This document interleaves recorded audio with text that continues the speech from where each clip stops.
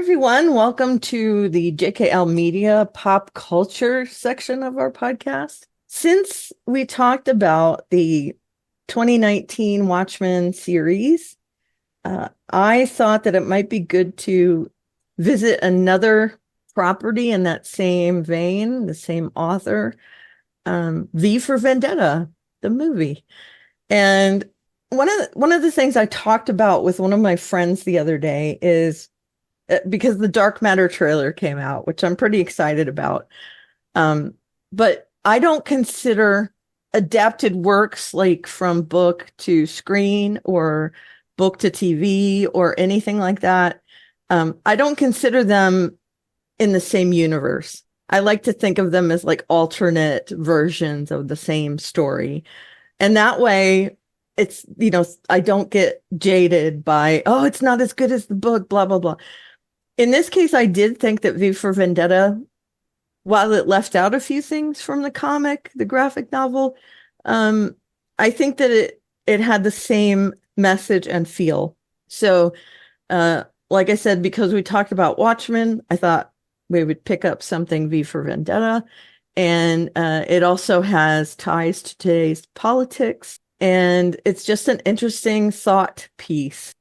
So I'll kind of kick it off. We're going to just do kind of a free form discussion here. And I'd like to get you guys' like overall impressions. I gave mine already. So how about you, Jesse? I think, sorry, before Jesse starts, I think we should Sure. put in a very strong disclaimer that this is going to Okay. get very political Oh, because yes. the nature of the film is just, it's unavoidable. So if that's Yeah. not your bag, then you might want to listen to the rest of what we're Yep. going to say. Yeah, Exactly. Yeah. yeah, I think that's a really well said. That because it is going to be hard to discuss this without going into It's political about thoughts. Yeah, it politics. is about I mean, politics. yeah. Yeah. Um, I vaguely remember reading the comic. In fact, I am thinking about ordering the trade paperback again and rereading it after this. And I do remember watching the film, but years ago. So it has been years since I've watched this. So when I sat down to watch it this week, it felt like I was watching a new film with new eyes. And I really, really enjoyed this film. I I did see the parallels to modern politics across the world. And there was this sense of, almost, I don't want to say depression, but this kind of sadness that this is what was speculative is closer to truth now than it was at the time. Uh, this almost, wow, I can't believe we're going here. Um, Absolutely amazing characters and acting across the board. And in fact, one of the really nice parts of watching this movie is, oh, that guy, oh, that guy, oh, that Yep. guy, oh, the guy from Stephen Moffat's Sherlock is here. Yep. Oh, great. So I just really, really loved watching this film. And I said, it makes me want to go buy the trade paperback and read the original source material.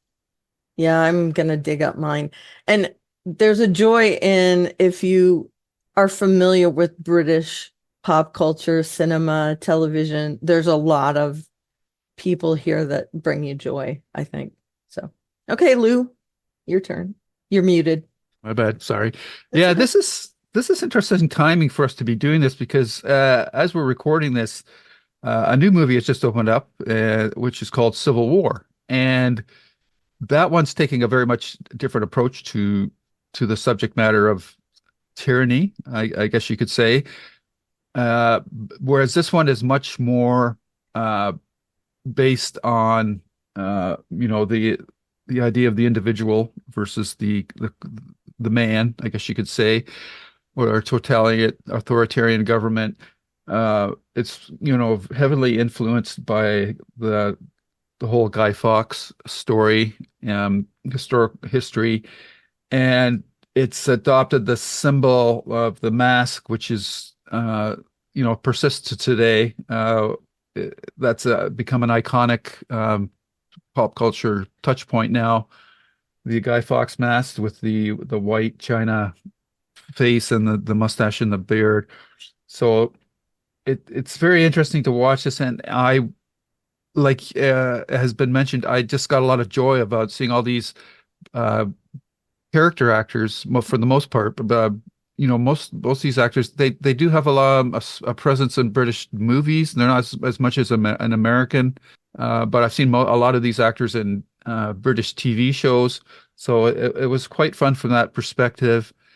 And uh, for the lead, Hugo Weaving, to take on a role where he's never, his face is never visible. That that says a lot about his commitment to the project, I believe. Of course, there's always the paycheck being being Sure. pedantic about it, but he's just got that voice. And thinking back on his run from like the 99, I think, was it 99 for the first Matrix movie? I believe it was. Through those movies, through the Lord of the Rings movies, and to this, he was well positioned. It didn't hurt that the Wachowski brothers also wrote the screenplay for this as well. So he was well positioned, but he's got the voice to carry it off. And I think a lot of the power of this movie is his eloquence and his dictum. So it's a very interesting take on this type of story. And when you measure it against, and I think it's even become more relevant because what happened, what's happened in the States recently since 2016. That this is even more of a powerful story than before.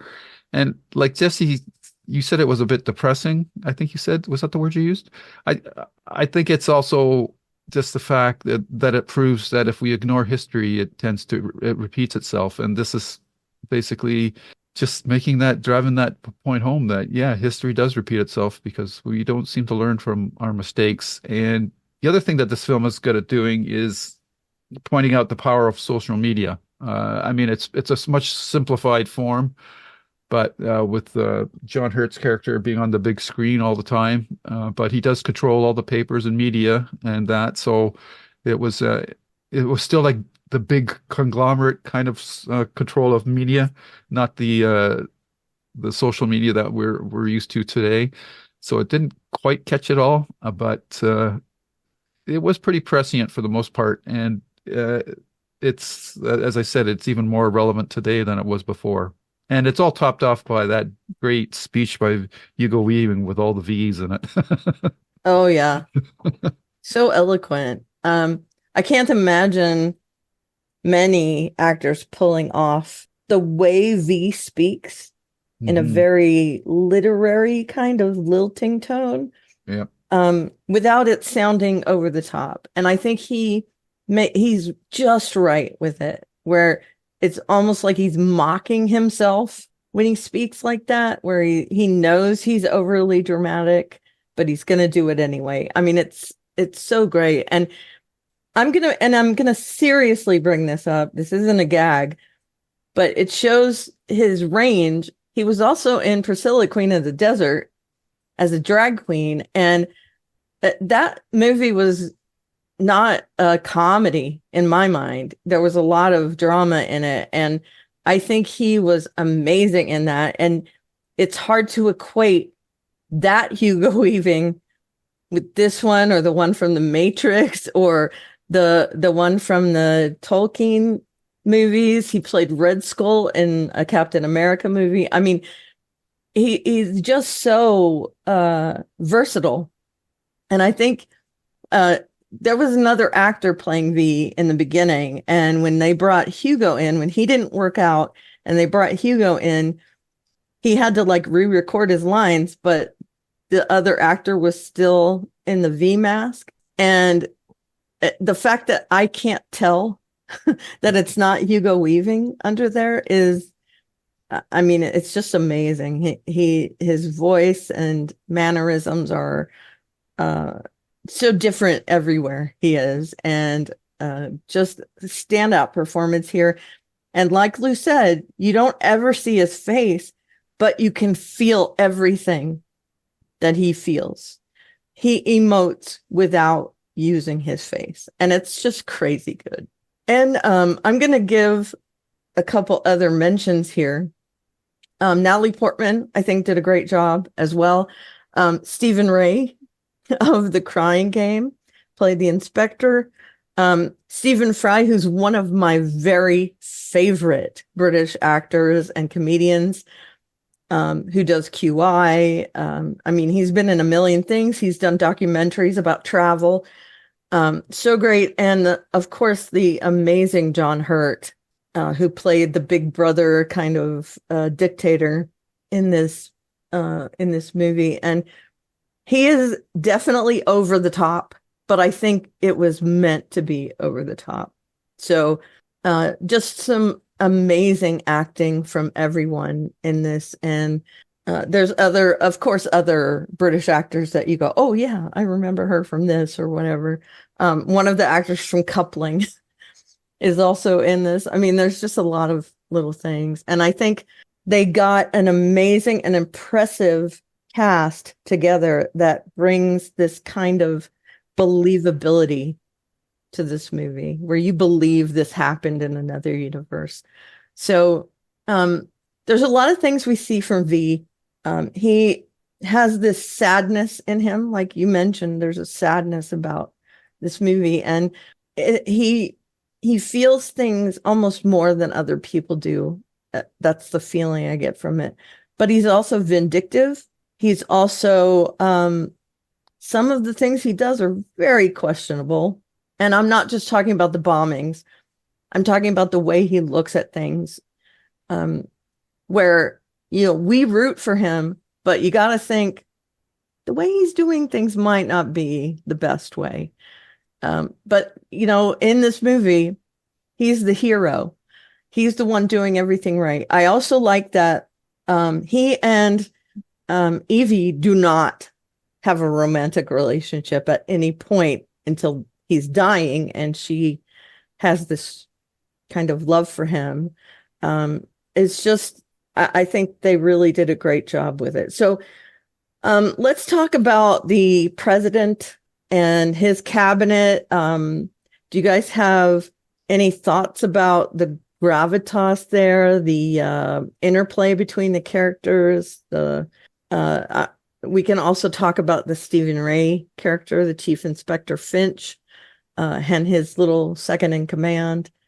What were you guys thinking when you saw those scenes? So I want to start out with Rupert Graves plays Dominic. That was specifically the character that I was happy to see, because I loved him in Sherlock. So I quote this more often than I would think I should, but there was an episode in the late Great Sports Night where the character Jeremy has to go on site to do a hunting segment, and he truly hates hunting. And it is a very devastating scene. And the Robert Guillaume talks to him, and Jeremy basically says, not getting along is how you get fired. Yep. And Robert Guillaume says, not getting along sometimes is how you end up here. He says, if you're dumb, you surround yourself with smart people. If you're smart, you surround yourself with smart people who disagree with you. And I am not, I like to think I'm a very smart man. Played by the great Josh Malina. Yes. Whom is a fantastic follow on Twitter. Yes, he is. This is a true, the cabinet, they are just yes men and trying to prop him up, not wanting to say, and you once again, you go back to a true leader wants debate, wants ideas to challenge him or her or them to say, no, what you're doing is incorrect and here is why.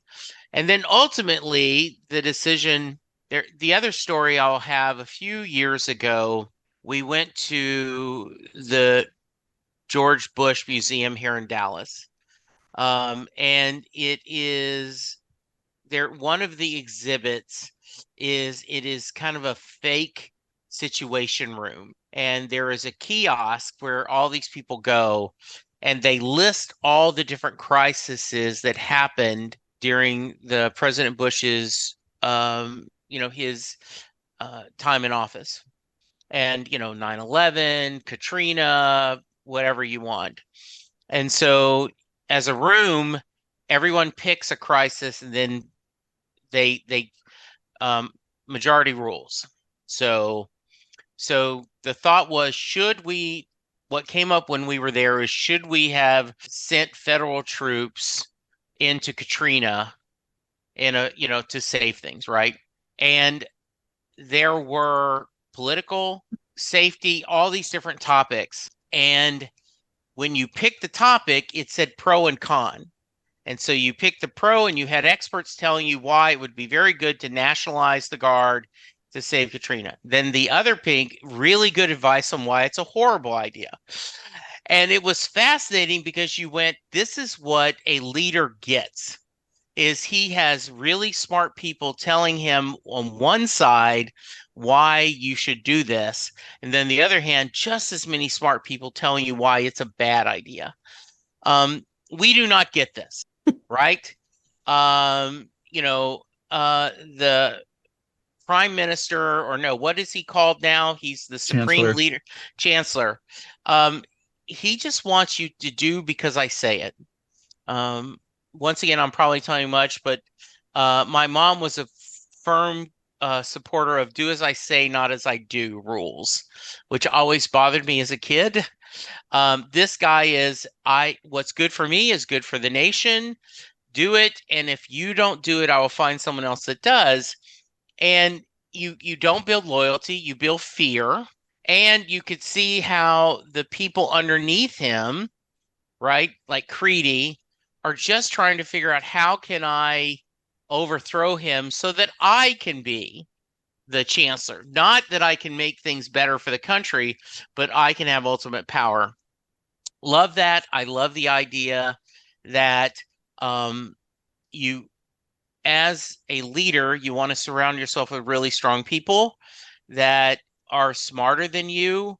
And there are certain leaders in the recent past that may rhyme with rump, that just wanted people that either could help him with power, with help him financially, or just to do, he doesn't care. And just and you can often look at the cabinet he put together of absolutely horrible people that had no business doing that. And essentially yes men. Yeah. And when they weren't yes men anymore, they were out. Yeah. Which it's just interesting to me. Yeah. I mean, all apologies to Linda McMahon, but she has no business being in a presidential cabinet. So, I mean, Administrator of Small Business Administration. Yes, I guess WDE is a very successful business, but I just don't see that necessarily as something we should worry about. All right, enough of my political rants. Yeah. I want to contrast that. When Clinton took office, he made sure he picked people that were smarter than him. And I think that kind of showed that he was smart in doing that. I didn't agree with some of the stuff he did, definitely. But I do think it was smart the way he set things up. So anyway, your turn, Lou.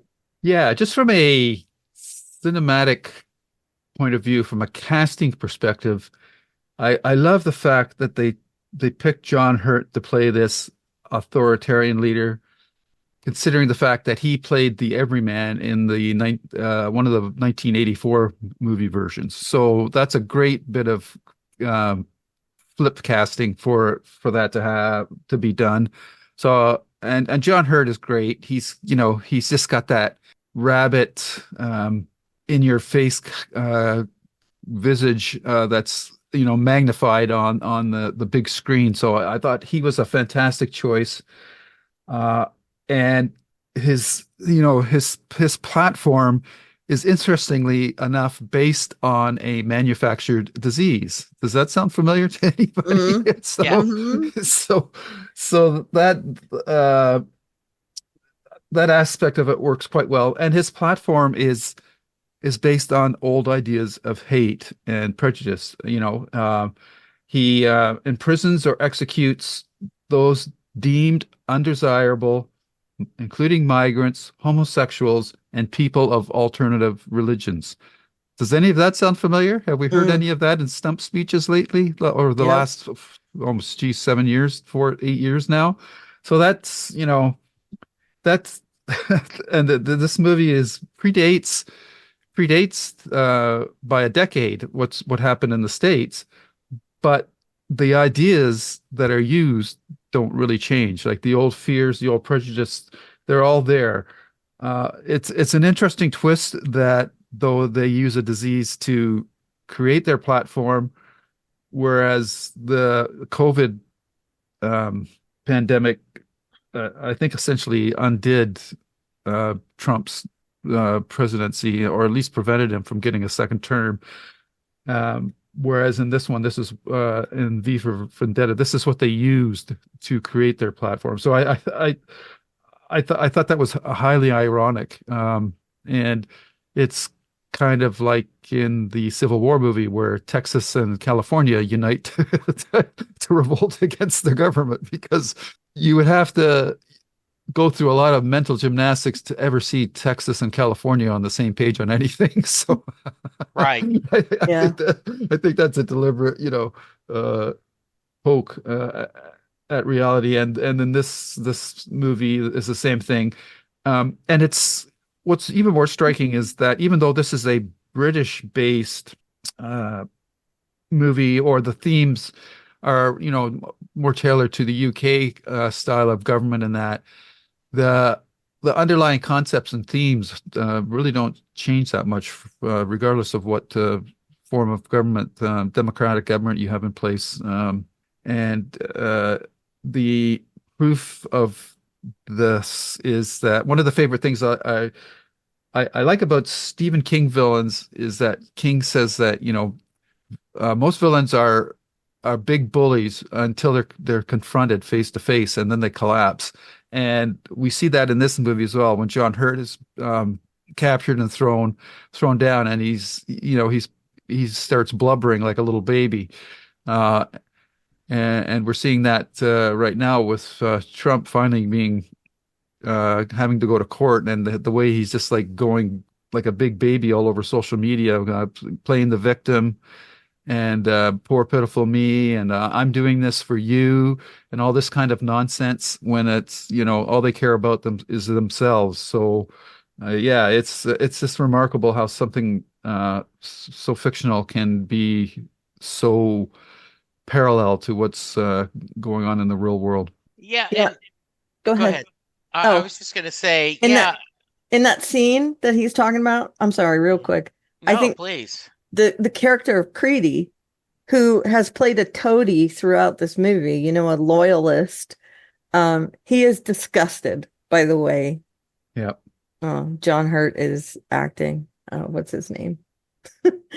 Sutler. Sutler, yes. And to see him, with that complete reversal of fortunes between the two characters, I thought was a really great scene. Okay, sorry, Jesse. No, the idea that because because we have gone through a pandemic, I think this changes how you watch past stories that feature possible pandemics, or actual, dystopian futures that we were, civilization was wiped out due to this disease. And I'm also thinking of and once again, skip ahead a couple of minutes if you guys don't want to be offended, but the Bubbas out there that like, well, the government did this. This Mm-hmm. was done by the government. And the idea of I'm not getting a jab, there's no way. Oh my God. The anti-vaxxers. And I had a wonderful dear friend that was on the podcast, and Bella talked about that she never thought that she would see a president mishandle a pandemic twice in her lifetime. Talking about Ronald Reagan with AIDS, and then currently with Trump with the way he handled COVID. And thousands, if not millions, of people could have lived further if we had been more aggressive in putting in masks, doing mandates, doing other things that were just simple science. I'm also thought of the scene way back during the first part of AIDS, where Designing Women had a scene where somebody tells Julia Sugarbaker that, well, the only good thing about this is killing the right kind of people. Was about AIDS at the time. And was said with not a hint of shocking. I think one of the worst things that's happened in the current administration and culture of the far right neo-Christian people that are neither Christian nor right are that they have given permission to say ugly things out loud, and you don't have to hide it anymore. Yep. And the idea, I love, as you talked about, when he has Evey in his apartment, and he says, "Oh, you hiding is the least things I need to worry about." Right? Stephen Fry, Dietrich's, has, he is homosexual. He has works of art. He has a Quran. And that the idea that he may be discovered this is, and he is almost arrogant in his, I'm so popular, they can't touch me, when he tries to do what he think is a good thing to kind of make fun of it. And you knew it was bad because they have no sense of humor.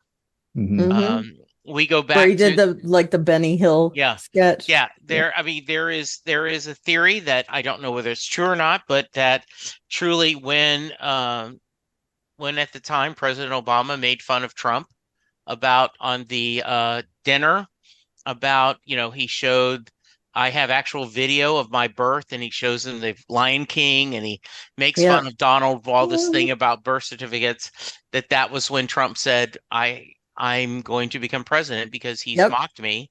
And Penn Jillette said that he says he never saw Trump laugh once at a joke. Nope. And he says that he does not think Donald Trump could tell a joke if he had to. Yeah. It's just, or tell what a joke is. Yeah, so it's just very, very powerful. And so I'll let somebody else talk, but then I do want to go back to this after you guys talk. I'd like us to spend some time talking about the bishop and how disgusting that was. Oh my goodness, yes. Why don't we just go into that? Feel free. Okay. I have a complicated relationship. I was raised Southern Baptist, converted to Catholicism. Over the past few years, I have struggled with my faith. I have mixed feelings about organized religion. I have mixed feelings about my relationship with a greater being. I don't know if I'm comfortable saying I'm agnostic, atheist, or just, right now I currently have God sleeping on the couch, right? But it is a complicated relationship. And I think one of the things that bothers me is historically, but modern times, the amount of bad and hurtful things done in the name of religion. And to have this sneaky, and they said, well, Your Excellency, the agency messed up and sent someone older. And he looked disgusted. Like, what? And then later, of course, when you see absolutely Natalie Portman, who is absolutely a beautiful woman, oh, how dare I? And he's all into this game, even though she's trying to save him. Is just so well done from my perspective, because it does show that often the most elite and powerful of organized religion are all about power, not about helping others. End of soapbox. Yeah, I gotta agree with you there. I also have some mixed feelings about religion. I would love for there to be an afterlife, but the pragmatical side of me says there's not. Um, that religion is just a way that we've manufactured something to think to comfort us. And again, that's just my opinion. And when I did go to church, I was brought up as a in the Assembly of God church, and then went to other faiths when we moved to the East Coast. Methodists, United Methodists here. I was always in the choir. That was my draw to church, to be honest. And I've never heard more mean and evil people than some of the people in the choir who, you sit up front, you're part of the worship team, and to watch people come in and just say horrible, horrible things about them as they walk into the sanctuary. It really disillusioned me as a younger person, and hearing these, and I'm going to call them a name, these old biddies, propping themselves up, making themselves feel better by bad-mouthing people was not very Christian. And so that really colored my opinion of things. So whenever there's a story that has this kind of preacher, priest kind of figure in it, it's easy for me to believe. And we do know that there have been many, many priests that it's come out that they've done horrible things like this. You just say, yeah, whatever, I get it. And yeah, it was gross that she was running around like all she was missing was the lollipop, running around in the little girl outfit in order to trap him was just, crushing. And there are a lot of scenes with her in this movie that would turn someone's stomach, but set in this world, you see how it could happen. Like, she's very close to being raped right at the beginning.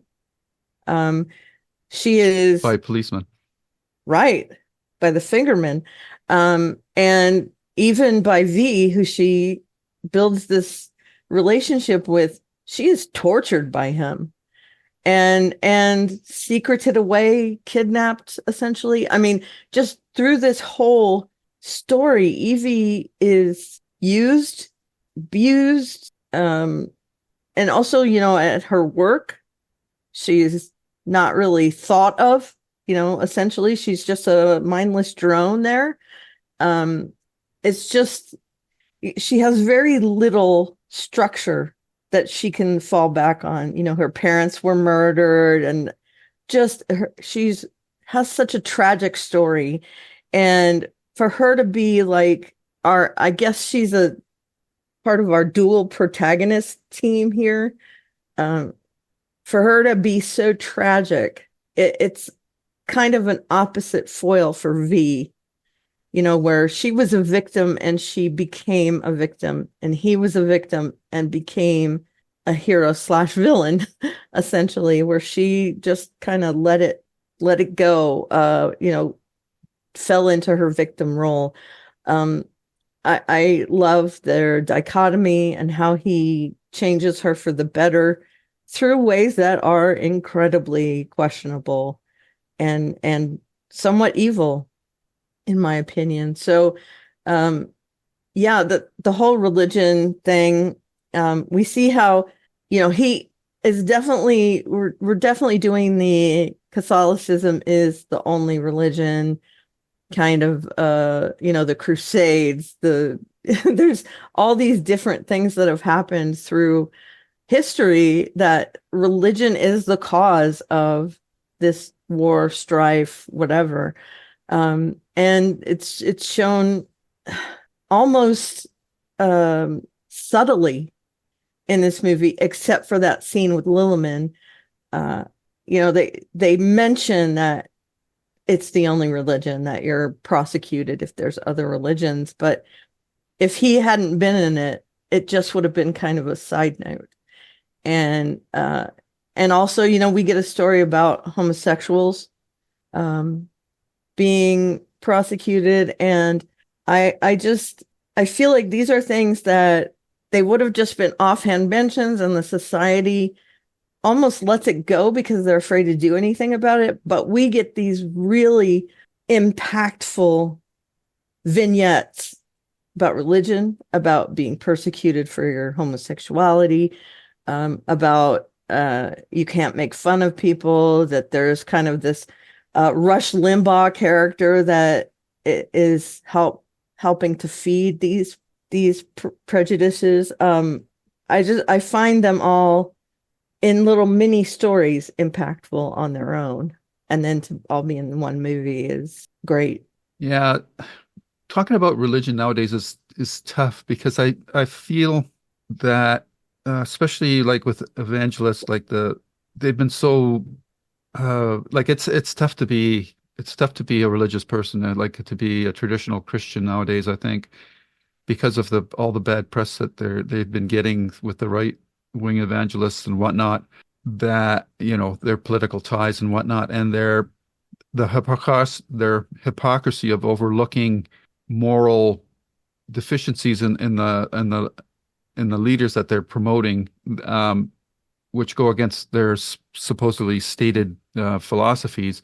But I still think that there's a lot of genuine, really, you call them true believers, but I mean that in the most complimentary way, that they really do believe, they do have their faith and whatnot. And I can understand how for them it must be very difficult in these times to practice their faith without feeling ridiculed about it, and being lumped in with the other segments that are creating all the negative press.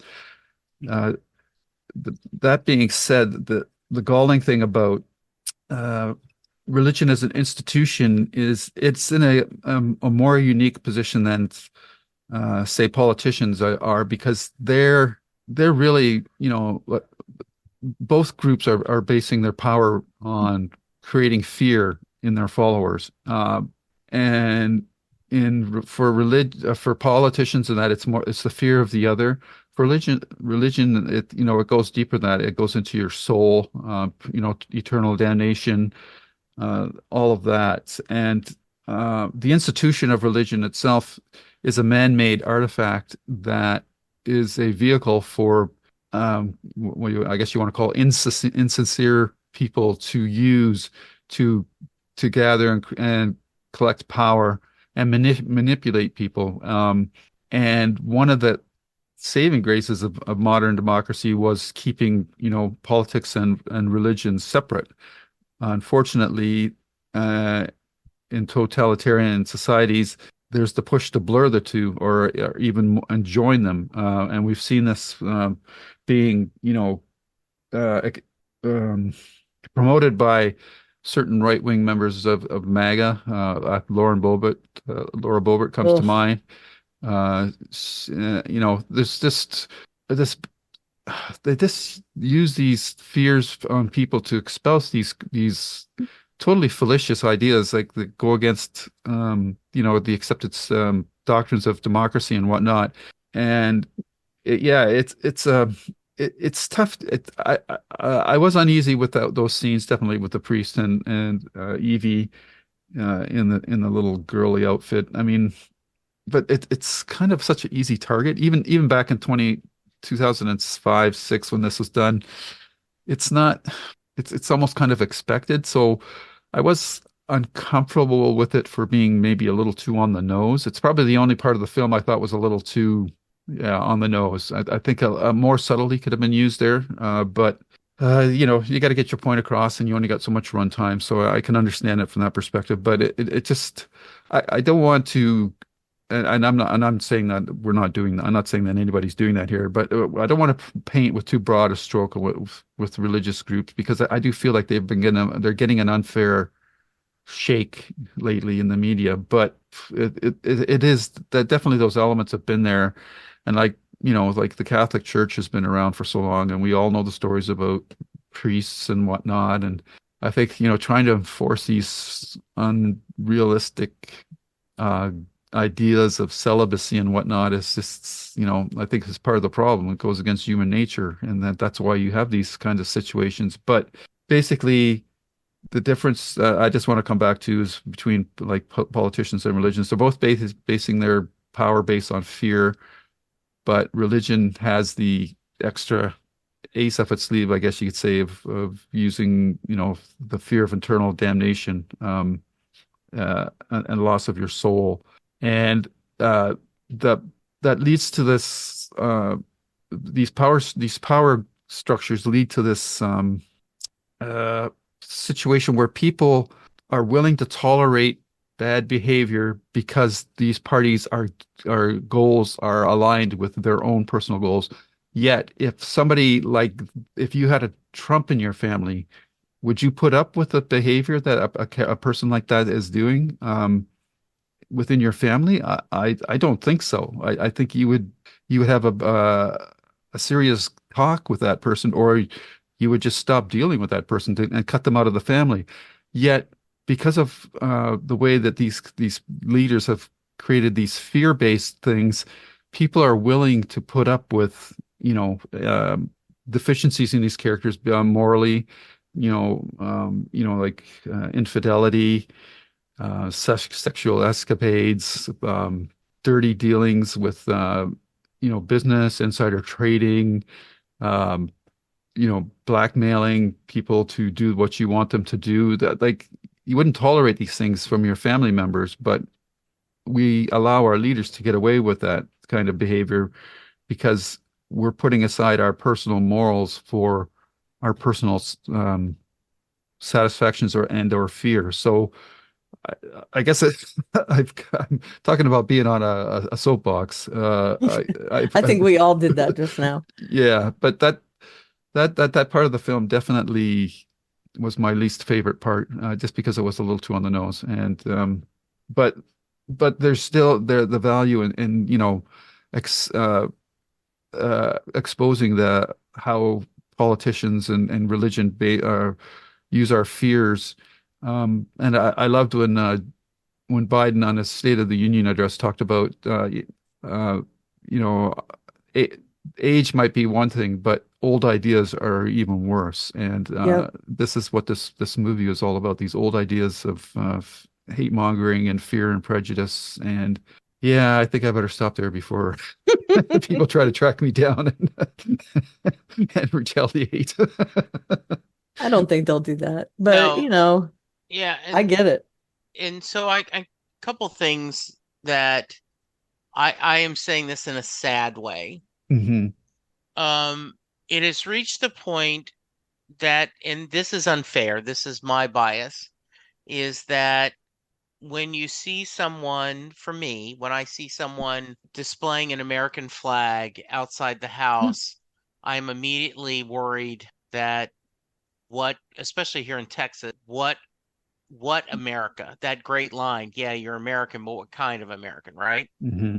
That film. And Yeah. also, when I hear someone professing their faith, I am unfortunately almost immediately skeptical because it feels, and once again, this is just my opinion, that people who I think are trying to do what I perceive as good works and in God's will to live those kind of lives are not saying anything about the people that are using their religion in a brand. I had a friend who said, "Well, I don't like Trump, but I like those judges I got." All right? Because the reproductive rights is something that they're very strong about. And this, we will not get into a debate of women's right to choose. If you want to do that, very much send me an email and I will be glad to talk to you about it. But it is that, unfortunately, we are it to a certain degree, right? Back in the day, Star Trek fans were all, a Trekkie, or, and we were painted with a broad brush that we all wore our Star Trek uniform to jury duty, and that we were all crazy, and we're passionate fans. And sometimes that's not fair to anyone, but it is hard not to when you don't say anything about people that are behaving that way. It is, I just think that sets up for a bad place. And yeah. The other question I had is, I love all the Count of Monte Cristo connections and the storyline of how all the different storylines and the flashbacks of someone finding true love. And to go to your point, Karen, V is a horrible person to torture her to see if he can trust her, right? I mean, she goes through all of that part just as a test, is really not a very likable or lovable character, even though he is, or quote unquote, our hero. Yeah, those scenes kind of gutted me. And the first time I watched it, it was hard for me to believe that V had done those things to her. Even though I knew it was coming because of the graphic novel, but it guts me to see her treated this way. And I think one of the most disturbing things for me is having her head shaved, because I have some issues in and around hair with my hair, with it being naturally curly, and if it's short, it looks like a little afro, it does not look good on a super white person.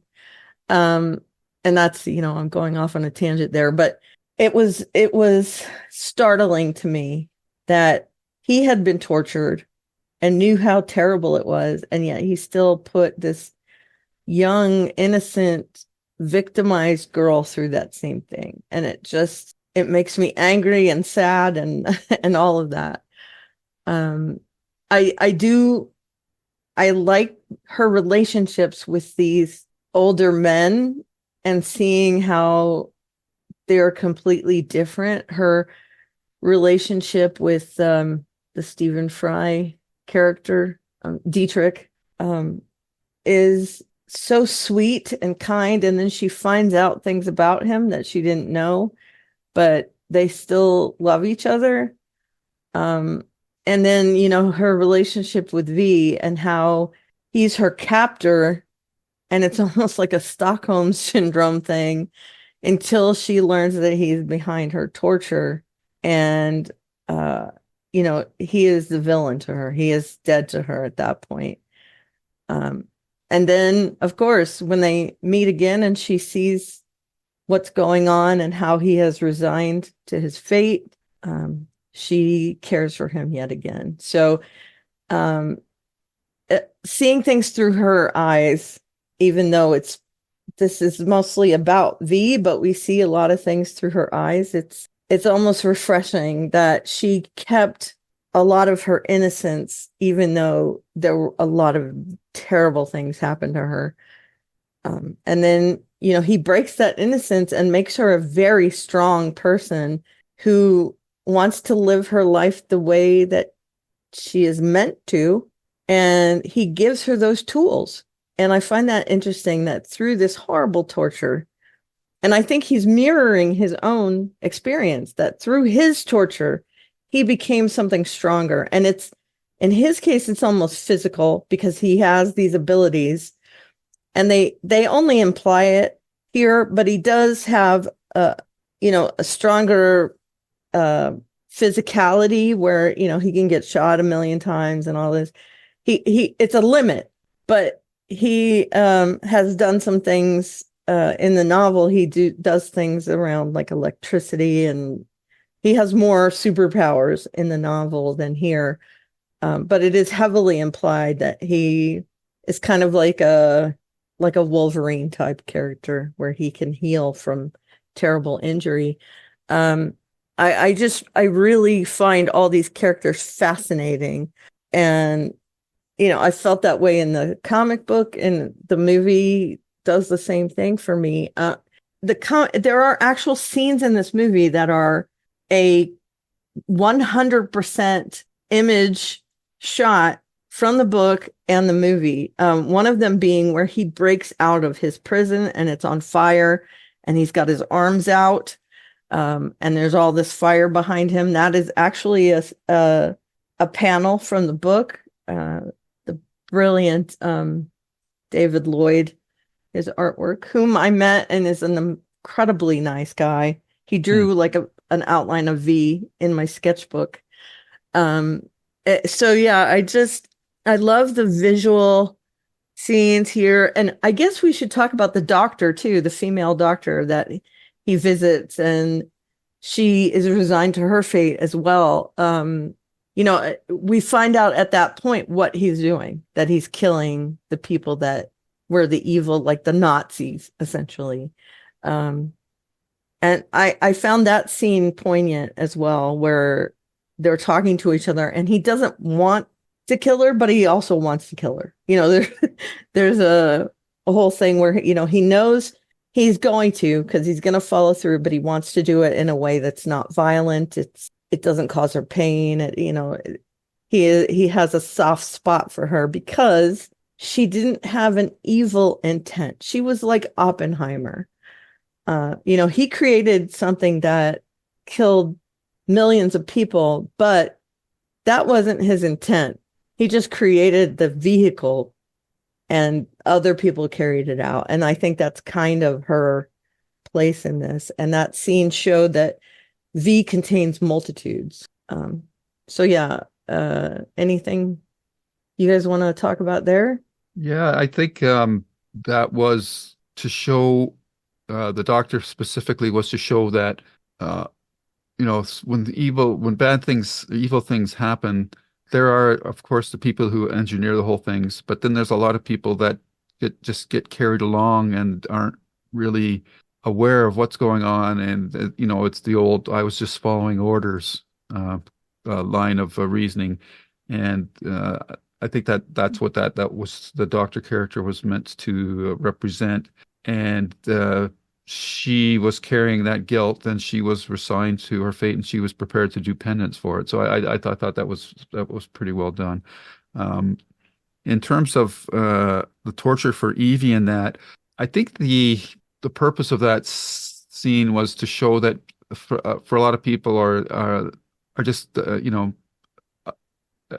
unaware or ignorant, in the sense of not as of being repulsive, but just not being aware of what's really going on because they're just worried about their day-to-day existence and that. So I thought that in order to appreciate what you have, you often have to lose it before you realize, like it's that old line from the Joni Mitchell song, "You don't know what you got till it's gone." I think that was the purpose of that, and I think visually it was really well done, because in the beginning of the movie, Evey, she's got that beautiful hair with a nice wavy curly tresses and whatnot, and yet in order to understand what's really going on, she has to be stripped down to her barest, and with the shaved head and that, and of course that evokes imagery of prisoners of war and whatnot, and concentration camps and all that kind of stuff. So I really did love the imagery of that, and I thought also the decision to never show V's face left him more as an idea than an individual, and I really love that as well. That I thought that was really powerful, and that was reinforced with the crowd scenes near the end when they all came out, when he had mailed out all those V costumes and that. And it's funny how those symbols are so are so often necessary for movements.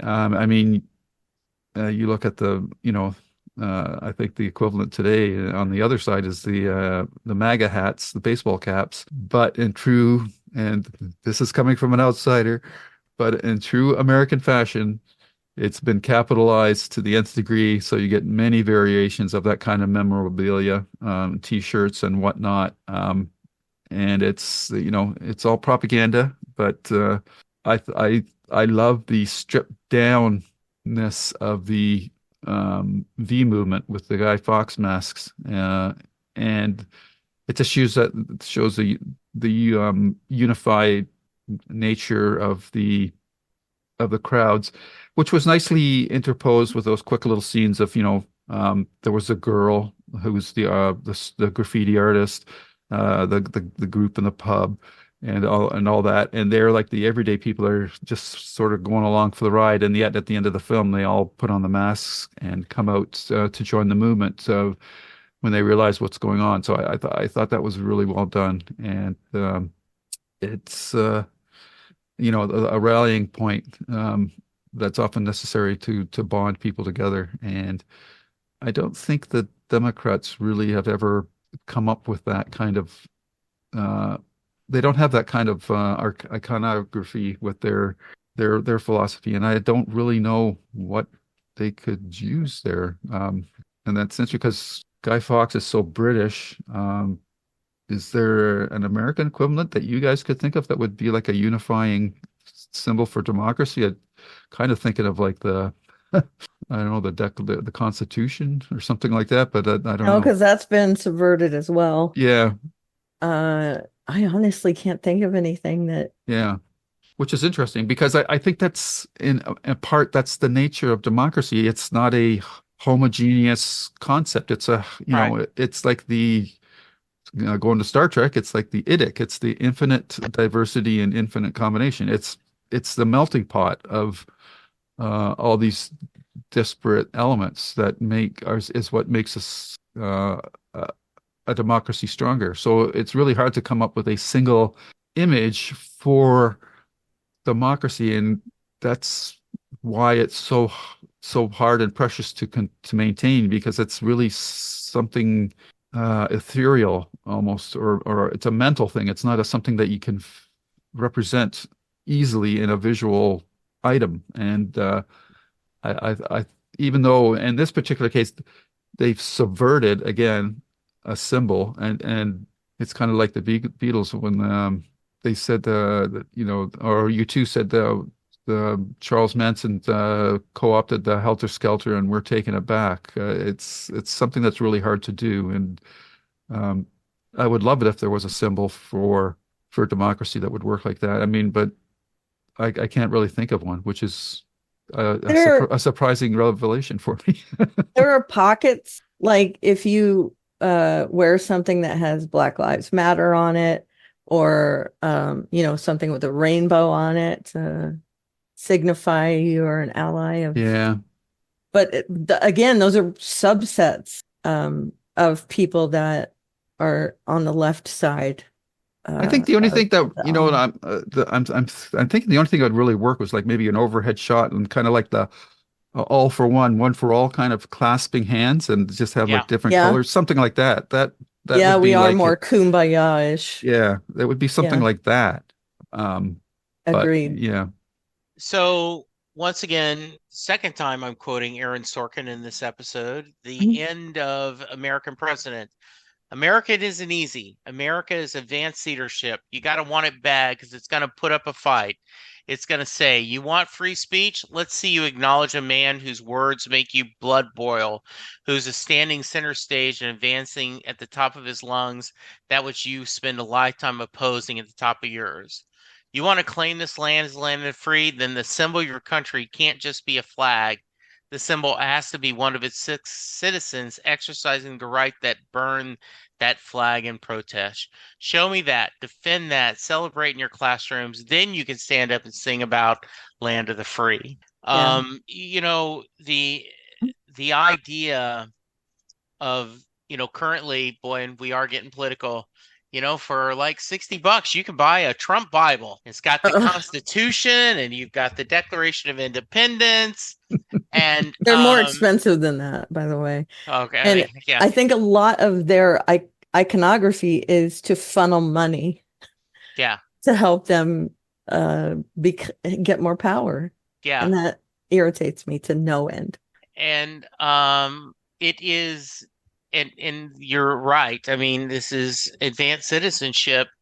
The idea that this isn't, we weren't built on Christian principles, though people swear we were. Um, you know, there are a lot of people that continue with good hearts saying that the reason America has gone to hell in a handbasket is we don't put enough prayer and we don't follow enough. Yet at the same time, if you have, you got to be praying to the right God or have the right beliefs. It's complicated, and I love that this is a film in 2005 that almost 20 years ago is covering these subjects that feels very timely, feels very timely and well done. And I did not feel, I tell Charles sometimes when I'm doing the Doctor Who podcast that when we are going to discuss a classic episode, it feels like homework. I don't enjoy necessarily the episode. It's partly because of the format that, back then you were making an episode that was shown every week. And so it may take 7 episodes to tell a whole story that I could very easily tell in 3 episodes, but that isn't the nature. And it feels like homework. This did not feel like homework. This felt like, oh yeah, I remember this film. This film has a lot to say about the time period and what to do, and really, really well done. Yeah. And the idea of revenge and I think you could debate V's character. Is this truly that he was a sacrifice? Was he sacrificing himself to make the country better, or was he just wanting revenge? And as a side effect, he's freeing these tyranny. I think that's a really interesting debate to have. But it is a really, really well-written film, a well-acted film, and as I said, incredibly timely, even though it's almost 20 years old. Yeah. It's an interesting point you bring up about the revenge aspect. I do believe the film tried to circumvent that by letting V give Evey the choice whether or not to send the train along. I think if he had done it, it would have that would have been a much easier argument. That was a revenge argument, but he had set out to do what he had wanted to do, which was to, bring down the people, and he left it up to Evey whether or not the institution itself had to come down. And that's the only moment that's, I think in a movie or story like that, you have to be cinematic with it. You have to have that big visual symbol that, we're going to blow it up and start over. I'm certainly not hoping that's the way things play out in the real world, because we came close. I don't think that's needed. But that visual, shot of the Parliament, the British Parliament building being blown up, is a movie moment for sure. But it's what it's representing that's more important, and I hope people watching that come away with that idea as well. Yeah. Okay, so I have 2 little things here at the end, and you guys can bring up other stuff afterwards. I want to ask you guys if you had seen the movie Idiocracy. Yes? No. Okay, so that is almost a direct opposite of this movie, but coming across with the same point of view. I actually like that movie. I think it's pretty funny. It has Owen Wilson. Is it Owen Wilson in it, in the lead role? It kind of shows like a dystopian future in a comedic way, and has the same point of view. And it's an interesting counterpoint to this. If you feel like watching it, go for it. I would recommend seeing it if you like this kind of thing. It's very broad, but I feel like it's written well and acted well. And then the second thing I want to mention is that the one thing that gets me in the end that kind of makes my eyes prickle a little bit is that all those people that have been killed, Dietrich and Valerie and the little girl, they all appear in that end crowd sequence, and they take the mask off to show that they are part of that movement. Yep. And that was very poignant for me when I first watched it, that, they're all included there at the end. And I think that more than anything else shows that any movement, it might be dangerous, like, bringing exploding buildings and killing people and all that. But as long as the people are there for the right reasons, a group of people can affect good change, and a group of people can also do evil things. Yeah. And it's just a way of visually showing that freedom, there is a price to freedom. Right. Exactly. Yeah. And I also find it interesting that after this movie, that mask was taken and used by the group Anonymous, and still in use to this day, where it's very iconic as a symbol of their movement to free people, essentially. And not unlike V, they're not exactly pure. They do some very questionable things as well. But I think that their base message is that, when people hide things that the masses should know, they want to make sure that we know it. So I find that all interesting. So Margaret Mead's favorite quote: "Never doubt that a small group of thoughtful, committed citizens can change the world. Indeed, it's the only thing that ever has." Yeah. It is Luke Wilson. I Oh, had Luke to double Wilson. check. Yes. I understand that the movie is a comedy, and it is there is a lot of sophomoric humor in there, but what I believe the only thing the movie got wrong is the timeline. Right. And I will, and Lou, since you haven't seen it, but I recommend it strongly if anyone hasn't seen it. And then when you look at hot dog flavored Gatorade, Mhm. which was an April Fool's joke, and a couple people said, "Ooh, I'd like that." Ugh. With there is a lot of marketing that is in the movie that is, this is not, when they made the movie, they thought this was pushing the envelope, and now then it's just truly not. Things have Right. happened. Yeah. Yeah. And it's the same with V. I mean, some of that Yeah. stuff has happened too. So Yeah. yeah, I just find them both very entertaining in different, absolutely. completely Yeah. different ways. Yeah.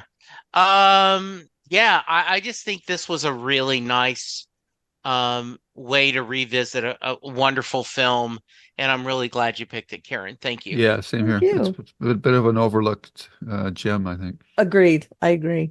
Yeah, and once again, very sad that Alan Moore is a brilliant writer, but is an odd duck. He That's putting it mildly. Yeah, he refused to have his name on this. He refused to have his name on the Watchmen film. He refused to even watch the Watchmen TV series, as we discussed. And I can understand if they, like League of Extraordinary Gentlemen, maybe he didn't like how they worked that film. But there are some brilliant works that were based on his writing, and he just has no interest in taking. And to be fair, he put his money where his mouth is. He refused to take any residuals from it, any money, and doesn't want it on there. So very, very interesting. He's very strange. Yes. So any other thoughts? No, I'm good. I think we've talked about everything. Yeah. Once again, if you've made it this far and you're not throwing your iPod player or phone to the wall, thank you for being patient with us. We absolutely understand that our view is our own. And this is, but, part of the reason why hopefully you listen to these episodes is you want to hear our thoughts. And we appreciate it very much. Amen. So, yes, Lou, if someone wants to reach you, how can they? They can check out the YouTube channel where this will be playing as Lou's Reviews. This will be under the JKL Media playlist. And you can also listen to our other podcasts there. We do a Babylon 5 podcast. We're doing a series rewatch for some of us and a first time for others, as well as we've done one-offs on other mini series and whatnot, like Devs, Station 11. We also did 12 Monkeys and many others. So check that out. As well as you'll find my podcasts for writer interviews and Stephen King podcasts. And on Twitter, you can find me at Lou W. Sitzma, Sytsma. All right. And Lou, Karen?